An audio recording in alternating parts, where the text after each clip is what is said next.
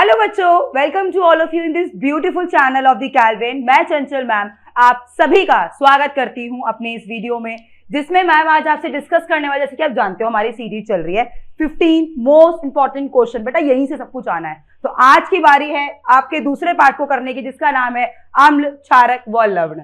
इस चैप्टर की वेटेज आप जानते हो काफी कम होती है, पर बेटा क्वेश्चन इसमें से घुमा के दिए जाते हैं। तो मैम अगर क्वेश्चन घुमा के दिया जाएगा तो कैसे आंसर करना है, क्या करना है, कब लिखना है, कितना लिखना है, या किस तरीके से कॉन्सेप्ट लगाना है, मैम आपको सब कुछ इस वीडियो में बताने वाली है। बस बने रहिए मेरे साथ एंड तक, सो दैट आप अच्छे से प्रिपेयर कर सके। तो करते हैं शुरुआत और बढ़ते हैं पहले क्वेश्चन की ओर।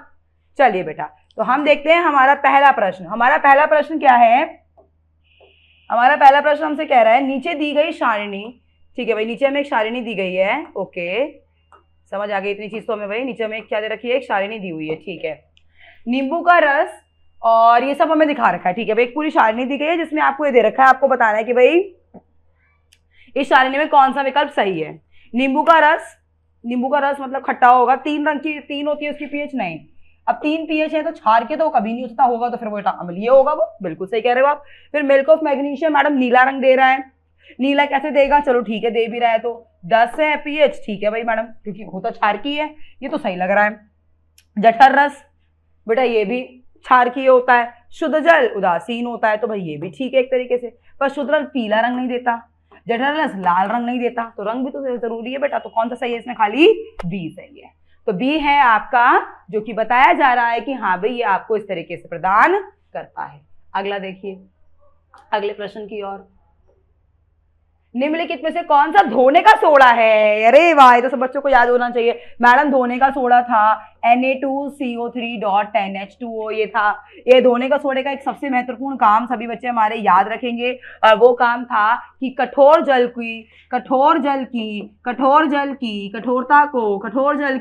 कठोरता को सदैव के लिए खत्म करना। कठोर जल की क्या खत्म करना?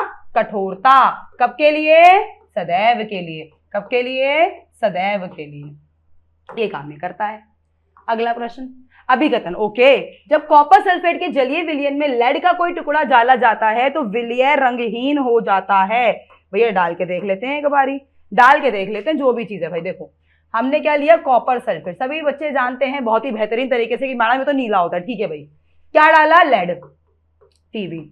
अब आप जानते हो पीबी ज्यादा अभिक्रियाशील है, तो लेड सल्फेट बन जाएगा और कॉपर, ठीक है भाई, सही बात लग रही है। कॉपर की तुलना में लेड अधिक अभिक्रियाशील है, अतः वह कॉपर को उसके लवण विलयन से विस्थापित कर देगा। भाई सही बात कह रहा है। अब देख लो एक बार सही में है या नहीं।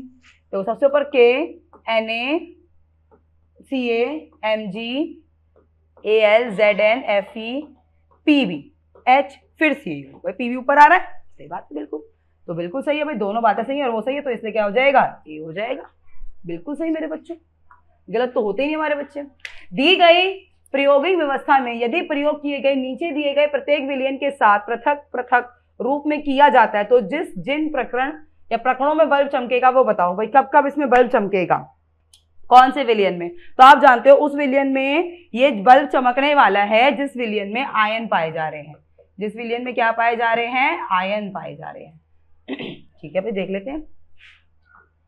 तो तनु हाइड्रोक्लोरिक अम्ल, हाँ जी मैडम करेगा, ये भी करेगा। ग्लूकोज विलयन नहीं, क्योंकि ग्लूकोज विलयन और अल्कोहल विलयन में कभी भी आयन नहीं बनते। ये दोनों सिर्फ और सिर्फ बेटा जल में घुलनशील है। सिर्फ और सिर्फ बेटा जल में घुलनशील है। सिर्फ और सिर्फ बेटा जल में घुलनशील होते हैं, ठीक है बेटा, जल में घुलनशील है। तो केवल 1 और 2, केवल 1 और 2। अगला, जब जिंक सोडियम हाइड्रोक्साइड से अभिक्रिया करता है तो बनने वाला उत्पाद क्या होता है? जिंक का सोडियम हाइड्रोक्साइड ले लिया, अभिक्रिया किसकी करा दी? जिंक की। अब आप भली भांति जानते हैं कि Na ज्यादा अभिक्रियाशील है, तो जिंक इनके बीच में घुसेगा, आएगा बीच में, दरार डालेगा और दरार डाल के इन्हें बनाएगा Na2ZnO2, जिसको कहते हैं अपन सोडियम जिंकेट। सोडियम जिंकेट और साथ में H2 गैस का विकास हो जाएगा। क्या बना? Sodium zincate. तो ये बन गया आपका, ठीक, ये बन रहा है सोडियम जिंकेट। ठीक है बच्चों, बहुत बढ़िया। अगले प्रश्न की ओर देखिए बढ़े। अगला प्रश्न कह रहा है निम्नलिखित में से किसमें अम्लीय प्रबलता को सही क्रम में दिखाया गया है? सोडियम क्लोराइड, एसिटिक अम्ल, सबसे ज्यादा हाइड्रोक्लोरिक। भाई सही लग रहा है ये। सोडियम क्लोराइड हाइड्रो नहीं, एसिटिक तो ज्यादा होता ही नहीं। फिर एसिटिक सोडियम क्लोराइड की तो 7 होती है, ये भी गलत है, ये भी गलत है। तो कौन सा सही है? खाली, क्योंकि बेटा सोडियम क्लोराइड की जो पीएच है वो 7 होती है, एसिटिक अम्ल की 5.6 के आसपास होती है और हाइड्रोक्लोरिक अम्ल की 1.2 के आसपास होती है। तो भाई सबसे ज्यादा अम्ल तो आप जानते हो, कि आप जानते हो ना कि पीएच जो होता है वो प्रतिलोम अनुपात में होता है H+ आयन के। ज्यादा H+ आयन का मतलब है पीएच कम, और हाइड्रोक्लोरिक अम्ल में इन तीनों में सबसे ज्यादा H+ आयंस होंगे, और जितने ज्यादा H+ आयंस होंगे उतनी ही पीएच घटती जाएगी। साधारण बात, बिल्कुल सही मेरे बच्चों। आगे देखिए, निम्नलिखित तालिका में सही विकल्पों को चुनना है। प्राकृतिक स्रोत और उपस्थित अम्ल दे रखा है। इमली, इमली में कौन सा होता है भाई? इमली में मेथेनोइक एसिड। टमाटर में तो भैया हम जानते हैं कौन सा? ऑक्सैलिक। चीटे के डंक में मेथेनोइक, नेटल के उसमें एसिटिक, इमली में टार्टरिक। तो फर्स्ट का ये रहा, तो आपको बता देना है तालिका में सही विकल्पों को चुनिए। टमाटर में ऑक्सैलिक। बेटा क्वेश्चन कैसे दिया हुआ है? अच्छा सामने सामने तो सही दिया हुआ है, सॉरी मैंने मैचिंग कर दी। सॉरी बेटा, फिर तो फर्स्ट लिखा नहीं, सॉरी मैंने तो मैचिंग ही कर दी। ठीक है, सॉरी, क्वेश्चन में थोड़ा सा समझने में दिक्कत हो गई। सही विकल्प इसमें चुनना है सोडियम एसीटेट। मूल अम्ल, मूल क्षारक है, तो सोडियम एसीटेट कैसे बना होगा भाई? सही है, CH3COO NA से ही तो बनता है। उदासीन होता है? नहीं भाई मैडम, ये क्षारकीय होगा, क्योंकि भाई ये तो प्रबल क्षारक है और ये दुर्बल अम्ल है। फिर सोडियम कार्बोनेट, इन दोनों से मिलकर बनेगा। ठीक है, क्षारकीय होगा। हाँ जी बिल्कुल सही है मैडम। सोडियम क्लोराइड HCl और NaOH से बनेगा, अम्लीय नहीं, ये उदासीन होता है क्योंकि इसकी पीएच 7 होती है। क्यों? क्योंकि आपका क्षारक भी क्या है? प्रबल है, और अम्ल भी। फिर सोडियम नाइट्रेट देखने की जरूरत नहीं, तो एक हमें मिल गया ना, ये वाला है बी। चलो आगे, जब सोडियम बाइकार्बोनेट हाइड्रोक्लोरिक अम्ल से अभिक्रिया करेगा, तो सोडियम बाइकार्बोनेट हाइड्रोक्लोरिक अम्ल से, तो बेटा ये तो वही हो गई, जब भी हम किसी भी अम्ल की अभिक्रिया धातु हाइड्रोजन कार्बोनेट से कराते हैं तो बनता है लवण। तो Na भगाएगा इस H को, बन जाएगा NaCl लवण। साथ में बनता है जल, साथ में बनती है CO2 गैस। तो क्या होता है भाई? CO2 गैस का निकास होता है जो चूने पानी को दूधिया कर देता है। नहीं, कार्बन डाइऑक्साइड गैस निकलती है जो जलती हुई तिल्ली के पॉप की साइन को बुझा देता है। हाँ ये सही है भाई, क्योंकि CO2 जो निकलता है, फिर है हाइड्रोजन गैस निकलती है जो जलती हुई तिल्ली की पॉप ध्वनि देता है। नहीं, पॉप ध्वनि तो देगा नहीं। हाइड्रोजन गैस जो चूने के पानी को दूधिया हाँ कर सकती है, क्योंकि CO2 तो बन रहा है, हाइड्रोजन गैस थोड़ी ना निकल रही है, पर CO2 गैस निकलती है जो चूने के पानी को दूधिया कर देती है। ये बात ठीक है भाई, CO2 गैस निकलती है, और CO2 गैस क्या करती है आप जानते हो? चूने का पानी होता है कैल्शियम हाइड्रोक्साइड, इसको दूधिया करके कैल्शियम कार्बोनेट, इसको दूधिया करके कैल्शियम कार्बोनेट का निर्माण कर देते हैं, और ज्यादा चली गई तो दूधिया से दोबारा रंगहीन हो जाता है। अगला प्रश्न, टमाटर में कौन सा अम्ल है? अभी हमने बात की थी मैडम, ऑक्सैलिक अम्ल है। अरे बिल्कुल सही। अगला देखिए, अगले प्रश्न की ओर, सोडियम हाइड्रोक्साइड क्षार एल्कली। एल्कली मतलब जो जल में घुलनशील हो, इसका मतलब क्या था? ये क्या है? जल में घुलनशील। ठीक है, जबकि फेरिक हाइड्रोक्साइड, ये रे फेरिक हाइड्रोक्साइड, ये भी क्षार नहीं है। क्यों? क्योंकि जल में घुलनशील नहीं है। तो सोडियम हाइड्रोक्साइड प्रबल क्षारक है, जबकि ये दुर्बल है। ठीक है, सोडियम हाइड्रोक्साइड एक ऐसा क्षारक है जो जल में विलीय है, बिल्कुल जल में विलीय है, और फेरिक हाइड्रोक्साइड ऐसा है जो जल में विलीय नहीं है। बेटा जो जल में विलीय होगा वही क्षारक क्षार कहलाता है। ठीक, ये बात ध्यान रखना हमेशा के लिए। चलिए आगे बढ़ते हैं। जल की कठोरता भी मैंने फर्स्ट क्वेश्चन में बताई थी, बिल्कुल सही। तो बच्चे ये मुझे कमेंट बॉक्स में लिखकर बताएंगे कि क्या होना चाहिए इसका उत्तर। इसका उत्तर बच्चे कमेंट बॉक्स में मुझे लिख के बताएंगे कि क्या होना चाहिए। अगले प्रश्न की ओर, ताजे दूध का पीएच तो भैया 6 होता है, सही बात है भाई। इसे जमने में देरी के लिए कौन सा रासायनिक पदार्थ मिला है? हम चाहते हैं कि दही बने पर ज्यादा समय ले, तो बेटा उसमें क्या मिला दो? Baking soda. बेकिंग सोडा क्या होता है? Sodium hydrogen carbonate, baking soda. क्योंकि बेकिंग सोडा क्या होता है? ये क्षारकीय होता है। अब आप किसी जैसे 6 है भाई दूध की, ताजे दूध की पीएच मतलब अम्लीय, अम्लीय में क्षारक मिलाओगे तो थोड़ा बहुत क्षारकीय, पीएच थोड़ी बढ़ जाएगी। और दही की पीएच 5.5 है, तो समय लेगा ना बेटा आने में। देखो 6 से 5.5 आने में मान लो 4 घंटे लग रहे हैं, आपने 6 की जगह 7 कर दिया, तो बेटा आप तो ज्यादा समय लगेगा ना, इसीलिए। अगला प्रश्न, निम्नलिखित में से किसके बीच अभिक्रिया होने पर हाइड्रोनियम आयन बनते हैं? हाइड्रोनियम आयन समझते हैं? जैसे ये रहा, कभी भी किसी भी अम्ल की अभिक्रिया, जैसे HCl की अभिक्रिया आपने H2O से कराई तो HCl जो है वो विखंडित होकर H+ और Cl- में बनता है। H+ जो होता है वो बहुत ज्यादा परेशान है, बेचारे के पास एक इलेक्ट्रॉन तो तुमने वो भी छीन लिया। क्या करें क्या करें, कुछ ना कुछ तो करेगा ना, जाके जल को परेशान करेगा, तू करो मेरी परेशानी का हल। तो H3 हो जाते हैं और 1+ रहता है, इसे बोलते हैं हाइड्रोनियम आयन, और Cl बाहर निकल जाता है। मतलब जब कोई अम्ल जल में हो तो बनेगा। तो सोडियम हाइड्रोक्साइड, सोडियम हाइड्रोक्साइड हम जानते हैं क्षारक होता है। हाइड्रोजन क्लोराइड यही तो है, गैस और पानी, ये भी हो जाएगा। कैल्शियम क्लोराइड भी नहीं होगा, और एथेनॉल पानी भी नहीं, क्योंकि तो घुलता है पानी में, आपको बताया था मैंने। तो ये उत्तर हो जाएगा। अगला प्रश्न, सामान्य धातु के ऑक्साइड अम्लों के साथ अभिक्रिया कर सकते हैं, क्योंकि बेटा धातु के ऑक्साइड की प्रकृति क्षारकीय होती है और क्षारक अम्ल से अभिक्रिया कर लेते हैं। परंतु कुछ धातु के ऑक्साइड क्षारकों से अभिक्रिया करते हैं। इस प्रकार के धात्विक ऑक्साइड बेटा ये है, एक तो एल्यूमिनियम ऑक्साइड, एक जिंक ऑक्साइड, इसलिए हम इन दोनों को क्षारकीय ऑक्साइड नहीं उभयधर्मी ऑक्साइड कहते हैं। क्या कहते हैं? उभयधर्मी। उभयधर्मी मतलब अपना धर्म नहीं है इनका कोई। क्यों? क्योंकि ये क्या करते हैं, अम्ल से भी अभिक्रिया करते हैं, अम्ल से भी दोस्ती करेंगे, क्षारक से भी करेंगे। ठीक, तो सेकंड और थर्ड बी हो जाएगा। अगले प्रश्न की ओर, सार्वत्रिक सूचक पत्र पर अमोनियम क्लोराइड सार्वत्रिक सूचक पत्र समझ रहे हो, पीएच पेपर, ठीक, अमोनियम क्लोराइड के जलीय विलयन की बूंद डाली, पत्र गुलाबी हो गया, तो बताओ क्या बात सही है? गुलाबी। अम्लीय, दुर्बल अम्ल और प्रबल क्षारक का 7 से कम पीएच है, मतलब अमोनियम क्लोराइड बना है, अम्लीय है, 7 से कम पीएच है। अब भाई प्रबल है तो 7 से ज्यादा होना चाहिए था, क्षारकीय है तो क्षारकीय प्रबल क्षारक से बनेगा, 7 से अधिक है, तो भाई यही सही लग रहा है मैं तो भाई। फिर यहाँ पर प्रबल अम्ल तो 7 से कम नहीं हो सकता, फिर क्षारकीय है तो 7 नहीं, ये भी नहीं, तो एक यही सही है भाई, क्योंकि आप जानते हो प्रबल क्षारक है तो क्षारकीय होगा, और क्षारकीय जो भी होंगे वो 7 से ज्यादा होंगे, ये रहे 7 से ज्यादा ही, ठीक, और गुलाबी रंग आ रहा है। फिर लवणों X और Y के पृथक करने जल में घोला गया, दोनों के विलयन में फिनोक्सिलिन मिलाया गया, X वाला गुलाबी हो गया, तो बेटा जो भी गुलाबी हो जाए ना समझ जाओ वो क्षारकीय है, क्योंकि बेटा फिनोक्सिलिन आपका एक सूचक है जो क्षारक को गुलाबी रंग करता है और जिसमें कोई परिवर्तन नहीं हुआ। वो अम्ल भी हो सकता है और वो उदासीन है, क्योंकि अम्ल में भी कोई फर्क नहीं पड़ता और उदासीन में तो कोई फर्क पड़ता ही नहीं है। ठीक है, चलो अब इसमें देख लेते हैं। Y तो X तो पक्का हमारा क्षारक है, तो इनमें क्षारक कौन सा है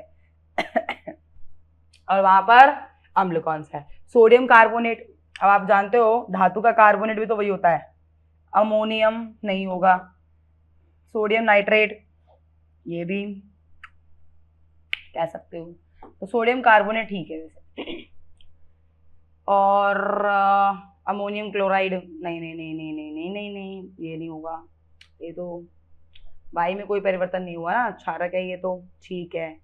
तो यहाँ पर आप जो लोगे बेटा अम्लीय, उसमें फिर यही लेना पड़ेगा आपको, अमोनियम क्लोराइड, इसके अलावा कोई हमारे पास है ही नहीं, बेसिक यही है। वैसे इस प्रश्न में एक मुझे लगा एक ऑप्शन गायब है बेटा, चलो वो मैं बाद में बात कर लेंगे हम उसकी। कोई विलयन हल्दी के रंग को रक्ताभ भूरा कर देता, बिल्कुल लाल कह सकते हो। यदि किसी विलयन को सार्वत्रिक सूचक में डाला जाए तो उसका रंग परिवर्तन होकर कैसा होगा? मतलब हल्दी वाला जो लाल हो रहा है, तो अब सोचो हल्दी में लाल कब होता है बेटा? जब क्षारक होता है। तो क्षारकीय रंग क्या होता है?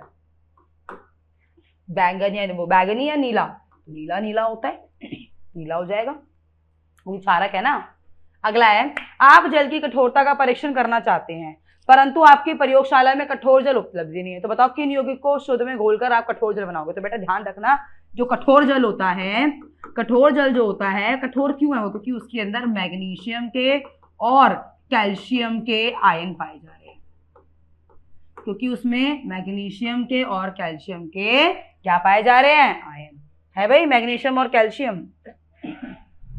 सोडियम का हाइड्रोजन कार्बोनेट, मैग्नीशियम का सल्फेट, कैल्शियम का क्लोराइड, तो बी सेकंड और थर्ड ये वाला होगा बी। ठीक है बेटा, निम्नलिखित में से उस यौगिक को चुनिए जो क्षारक नहीं है, जो क्षारक नहीं है। सोडियम हाइड्रोक्साइड क्षारक है, जिसमें भी हाइड्रोक्साइड है तो क्षारक ही है सारे। जिंक ऑक्साइड धातु का ऑक्साइड है, ये भी है। सोडियम सल्फेट ये क्या है? ये तो एक उदासीन है, लवण है। ये कैसे बनाए? ये NaOH प्रबल क्षारक और H2SO4 प्रबल अम्ल से मिलकर बनाएंगे। अगला प्रश्न, नीचे दिए गए यौगिकों पर आपको विचार करना है और विचार क्या करना है, FeSO4, CuSO4, CaSO4, Na2। इसमें सबसे जलों की अणु अधिकतम सबसे ज्यादा किसमें, तो बेटा FeSO4 में 7 जल के अणु होते हैं, इसमें 5 जल के अणु होते हैं, कैल्शियम में 2 होते हैं, या आप लिख सकते हो अगर जिप्सम है तो 2 हैं, और अगर POP है तो आधे होते थे, बिल्कुल। और सोडियम कार्बोनेट में कितने होते थे बेटा जल के अणु, 10। तो सबसे ज्यादा किसमें, इसमें, जो कि क्या है आपका धोने का सोडा, ठीक है। ये होता है हरे रंग का, ये होता है नीले रंग का, और ये तो आप जानते हो जिप्सम और POP सफेद रंग की होती है, ठीक है। अगला प्रश्न, अभिकथन कह रहा है जब जिंक नाइट्रिक अम्ल से अभिक्रिया करेगा तो हाइड्रोजन गैस नहीं ही निकलती। वही सही बात है, क्योंकि बेटा आपको इतनी बात हमेशा याद रखनी है, नाइट्रिक अम्ल एक बहुत ही अच्छा उपचायक है, दूसरे को ये उपचायित करके H2 गैस को जल बना देता है। नाइट्रिक अम्ल अभिक्रिया में उत्पन्न हाइड्रोजन गैस को उपचित करके पानी बनाता है और स्वयं अपचित होता है। बिल्कुल सही बात है दोनों, इसलिए ए हो जाएगा, बिल्कुल सही बात। इमली का रस नीले लिटमस को लाल कर देता है, क्योंकि वही सही है, अम्ल है। इसका कारण इस रंग में एक अम्ल की उपस्थिति होती है जिसका नाम इमली में होता है बेटा टार्टरिक अम्ल, टार्टरिक।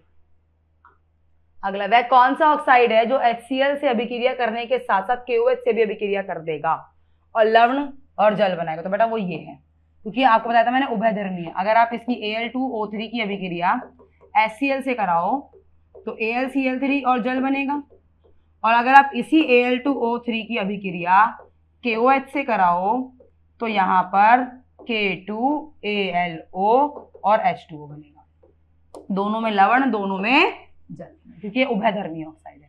बाकी सारे धात्विक ऑक्साइड है, मतलब क्षारकीय सिर्फ और सिर्फ अम्ल से अभिक्रिया कर सकते हैं। अगला प्रश्न, पीएच के किस मान पर दंतश्रय, हमारे मुंह की पीएच बेटा 6.5 के आसपास होती है, अगर उससे कम हो गई मतलब 5.1 के आसपास हो गई, 5.8 के आसपास भी हो गई तो भी बेटा दंतश्रय होना शुरू हो जाता है। निम्नलिखित में से प्राकृतिक सूचकों का जोड़ा चुनिए, लिटमस और मिथेनॉल, नहीं मिथेन ऑरेंज तो हम लोग उसमें बनाते हैं, हल्दी और लिटमस है, फिनोप्थिलीन और ये दोनों तो वही है कृत्रिम, मिथेन ऑरेंज ये तो होता ही कृत्रिम है, तो ये दोनों है हल्दी और लिटमस। हल्दी पेड़ों से मिलती है, लिटमस भी एक लाइकन नाम के पौधे से मिलता है। कांच, साबुन और कागज उद्योगों में उपयोग होने वाला रासायनिक, जो कांच में भी होता है, साबुन में भी, कागज में भी, तो बेटा वो देखो दोनों है। वैसे अगर हम बात करें कागज अगर आगे तो धोने का सोडा है, वरना कांच और साबुन में कई मात्रा में व्यंजक चूर्ण का भी इस्तेमाल किया जाता है, पर साबुन है, साबुन में तो आप जानते हो धोने का सोडा ही होगा। किसी लवण का जलीय विलयन नीले लिटमस को लाल करता है, तो इस लवण को निम्नलिखित में से किस अभिक्रिया से प्राप्त किया जा सकता है। नीले को लाल कर दिया, मतलब अम्लीय होना चाहिए। और अम्लीय कैसे होगा, प्रबल अम्लीय किसी चीज को अगर आप बनाना चाहते हो, आप चाहते हो कि वो चीज क्या बने, अम्लीय, तो अम्लीय वो कैसे बनेगी, जब प्रबल तो अम्ल होगा और दुर्बल क्षारक होगा। ठीक है भाई, देखो प्रबल अम्ल, ये तो प्रबल अम्ल प्रबल क्षारक है, ये नहीं होगा, ये प्रबल क्षारक है, हमें तो नहीं चाहिए, ये हो सकता है, क्योंकि HCl एक प्रबल अम्ल है बेटा। 3 प्रबल अम्ल का याद रख लो, एक HCl, एक H2SO4, एक HNO3, और 2 प्रबल क्षारक को याद कर लो, एक NaOH और एक KOH। तो देख लो भाई, प्रबल अम्ल तो है पर प्रबल क्षारक नहीं, इसका मतलब अम्लीय बनाएगा, और अम्लीय है तो लाल रंग दिखाएगा, सीधी बात है भाई, क्या दिक्कत है। अगला देखो, 4 अलग अलग बीकरों में भरे 4 विलयन, एक है ग्लूकोज, एक है अल्कोहल, एक है हाइड्रोक्लोरिक अम्ल और एक सल्फ्यूरिक अम्ल, एक एक विद्युत परिपथ में संयोजित किया, जिसमें से एक बल्ब जुड़ा हुआ है, विद्युत धारा प्रवाहित करने पर बल्ब जलेगा, वह विलयन कौन कौन सा है। तो बेटा इन दोनों में जलेगा, खाली हाइड्रोक्लोरिक अम्ल और सल्फ्यूरिक अम्ल में, इन दोनों में, क्योंकि आप जानते हो इन्हीं में ही आयन बनेगा, H+ आयन, मुक्त आयन, और विद्युत धारा के लिए मुक्त आयन होना जरूरी है। अगला है पाचन, जब हमारे शरीर में खाना पचता है, भाई सही बात है, सबके शरीर में खाना पचता है, पाचन के समय हमारे अमाशय में एक अम्ल उत्पन्न होता है जिसका नाम है बेटा HCl, और अपच के समय उत्पन्न अम्ल के अधिकेन के उदासीकरण के लिए आप क्या लेते हो। तो बेटा देखो, अगर आपके शरीर में कभी HCl ज्यादा हो जाता है तो आप क्या करते हो, इनो वगैरह या डाइजीन वगैरह पीते हो, जिसमें बेटा प्रति अम्ल होता है जिसका नाम है दूधिया मैग्नीशियम, मैग्नीशियम हाइड्रोक्साइड, तो ये उत्तर हो जाएगा बेटा। ठीक है, इसे दूधिया मैग्नीशियम कहते हैं, दूधिया मैग्नीशियम।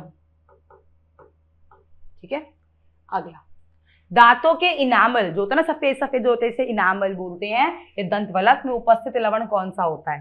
तो बेटा इसमें अब आपको कहते हैं ना, दांत मजबूत होंगे, हड्डियां मजबूत होंगी। कैल्शियम, तो कैल्शियम का लवण होगा, देख लो भाई, एक ही है कैल्शियम का, तो बस ये कैल्शियम फॉस्फेट और कैल्शियम सल्फेट होता है, बस ये ध्यान रखिएगा।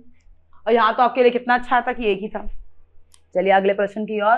किसी लवण के जलीय विलयन में पीएच का मान 9 है, मतलब क्षारक है। तो लवण किस प्रकार के अम्ल और क्षारक से बना है? तो देखो क्षारक चाहिए तो दुर्बल अम्ल और प्रबल क्षारक, दुर्बल अम्ल और प्रबल क्षारक, ये चीज तो आपको क्लियर हो चुकी होगी सारी। चलो बहुत बढ़िया, वेरी गुड। हल्दी के विलयन में कुछ बूंदे डालने पर रंगहीन द्रव्य बना। रंगीन मतलब कोई रंग नहीं हुआ। यदि द्रव्य का रंग लाल होता है तो द्रव्य क्या हो सकता है? सॉरी, लाल तब होगा जब वो क्षारकीय होगा। तो क्षारकीय इसमें से कौन कौन? नींबू का रस तो अम्लीय, हाइड्रोक्लोरिक अम्ल भी, और आंसू जल तो होता ही नहीं, तो एक बचा अमोनियम हाइड्रोक्साइड। ये एक दुर्बल क्षारक है, पर है तो क्षारक ही, तो ये करेगा बेटा, ठीक है, चाहे कैसा भी क्षारक है तो क्षारक, बिल्कुल, तो ये कर सकता है। अगले प्रश्न, नेंटल का डंक जो काटती है, एक पत्ती होती है काट जाती है, इसमें कौन सा अम्ल होता है? तो बेटा याद रखना है, इसमें नेटल के डंक में यहाँ पर आपका मिथेनॉइक अम्ल होता है। फिर है, अच्छा नहीं, नेटल के डंक में बेटा कुछ मात्रा में इथेनॉइक भी होता है, पर वैसे ज्यादातर मात्रा में मेथेनॉइक होता है। निम्नलिखित अभिक्रिया में बने एक यौगिक का नाम बताओ। NaCl, NH3, H2O, ये सब। तो यहाँ पे बनेगा बेटा NaHCO3, ये आपके बेकिंग सोडा के बनने की अभिक्रिया है, baking soda, sodium hydrogen carbonate, baking soda बनेगा, ठीक है बेटा। चलिए, निम्नलिखित में से किस अभिक्रिया द्वारा विरंजक चूर्ण, विरंजक चूर्ण याद है, ब्लीचिंग पाउडर कैसे बनाते थे भाई? हम उसके लिए लेते थे कैल्शियम हाइड्रोक्साइड, चूना पानी, क्लोरीन गैस पास करवा दी, बन गया कैल्शियम ऑक्सीक्लोराइड, और HCl बाहर निकल जाता है। आप इसे संतुलित कर सकते हो, इस हिसाब से बनेगी। तो क्या करना पड़ता है? चूर्ण के साथ Cl2 की रिएक्शन, तो वो बेकिंग सोडा नहीं, बुझे हुए चूर्ण की क्लोरीन, हाँ ये भी कर लो तो भी हो जाता है, क्योंकि बुझे हुए चूर्ण में आप क्लोरीन लोगे उसमें थोड़ी बहुत नमी होती ही है, ये भी ठीक है। इसके साथ अगर ये, क्योंकि देखो बेटा कैल्शियम ऑक्साइड लिया, इसमें थोड़ा जल मिला दिया तो ये बन ही जाता है, ये रहा। तो ये नहीं है ऑप्शन, इसलिए हम ये लगा रहे हैं, अगर वैसे होता तो हम ये वाला लगाते हैं। अगले प्रश्न की ओर, निम्नलिखित में से किसमें क्रिस्टलिन के जल की संख्या सबसे कम है? अब ये बच्चे मेरे होमवर्क में करेंगे, मतलब एज कमेंट में आप मुझे इसका आंसर देंगे, सॉरी कमेंट में आप मुझे इसको बताएंगे कि क्या आंसर इसका होना चाहिए, क्योंकि इसको मैं बता चुकी हूँ अपनी वीडियो में, ठीक है बच्चों। तो ये कुछ प्रश्न है हमारे जो कि आप चैप्टर 2 से करके जरूर जाएं, क्योंकि इनसे प्रश्न बेटा बनते हैं। सबसे महत्वपूर्ण चीजें आप देख लो, महत्वपूर्ण जो लवण वाला टॉपिक है वहां से प्रश्न बहुत बन रहे हैं, प्रबल दुर्बल अम्ल पहचानने को बहुत आ रहे हैं, तो इन चीजों को ध्यान से करें, ओके। चलिए बच्चों, तो अब एक महत्वपूर्ण बात, अब बच्चे कहते हैं कि मैम हमारे पास इतनी चीजें तो हैं, पर करें कहाँ से? तो बेटा क्वेश्चन कहाँ से करें, प्रैक्टिस क्या करें, इसके लिए क्या क्या चीजें चाहिए मैम, हमें कैसे करें? देखो भाई इन चीज़ों पे देखते हैं भाई क्या क्या चाहिए आपको और कैसे कैसे यहाँ पर चाहिए।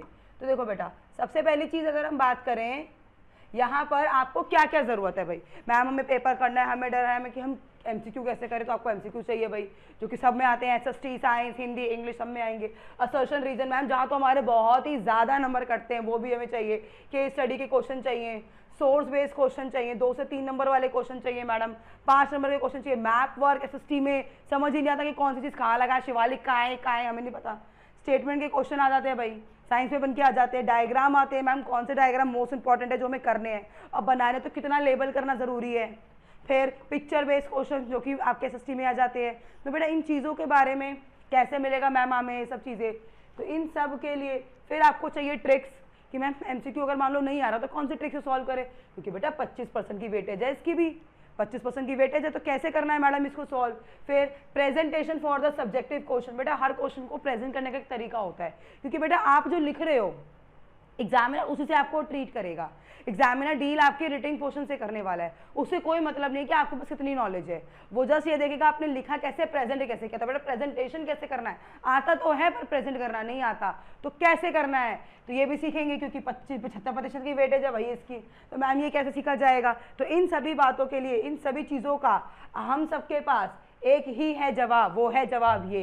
क्या है ये जवाब? आप सबके लिए बहुत ही बेहतरीन मौका कि क्वेश्चन बैंक अवेलेबल है, जिसमें आपके सभी दुख दर्द समस्याओं का बहुत ही अच्छा इलाज है। मैथ्स का है, देखिए फेमस सर्स के द्वारा, यहाँ पर साइंस के क्वेश्चन बैंक है, सोशल साइंस के हैं, 3-in-1 क्वेश्चन बैंक है, मैथ, साइंस और एसएसटी। देखो बेटा ये सबसे बेहतरीन बैच आपके लिए, कोई ज़्यादा महंगा नहीं है।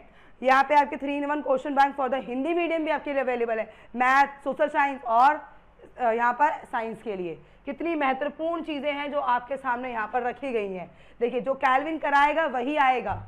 यहाँ पर आपके लिए देखो अवेलेबल है सोशल साइंस इन हिंदी में आप कर सकते हो। यहाँ पर कैल्विन में जो आपको विज्ञान में बताया जाएगा वही चीज़ें आपको करनी है, तो इसका भी क्वेश्चन बैंक हमारे पास अवेलेबल है। हमारे पास कैल्विन में सामाजिक विज्ञान की बात कर लो आप, मतलब हिंदी मीडियम की बात कर लो आप या इंग्लिश मीडियम की बात कर लो, सब चीज़ों का प्रॉपर क्वेश्चन बैंक हमारे पास अवेलेबल है। आपको बस इसे, जो आपको लिंक दिया हुआ है डिस्क्रिप्शन बॉक्स में गिवन होगा, आप उसे जाके क्लिक कीजिए और वहाँ पर जाकर इसे बाय कर लीजिए अकॉर्डिंग टू योर कोर्स।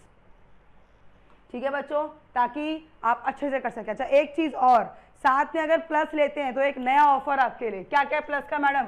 अगर आप मैथ्स के PYQ चाहते हो, इंग्लिश मीडियम वाले बच्चे, साइंस के PYQ चाहते हो और सोशल साइंस के भी PYQ चाहते हो, तीनों का, तो तीनों का कॉम्बो पैक सिर्फ और सिर्फ 249 रुपये का, सिर्फ और सिर्फ 249 रुपीज़ का। बेटा ऐसी डील कहीं नहीं मिलेगी, मौका है अभी ले लो और बने रहिए हमारे साथ। मैम मिलेगी आपको नेक्स्ट वीडियो में जल्दी एक नई इन्फॉर्मेशन और एक नए कॉन्सेप्ट के साथ। बाय बाय बच्चों, थैंक यू।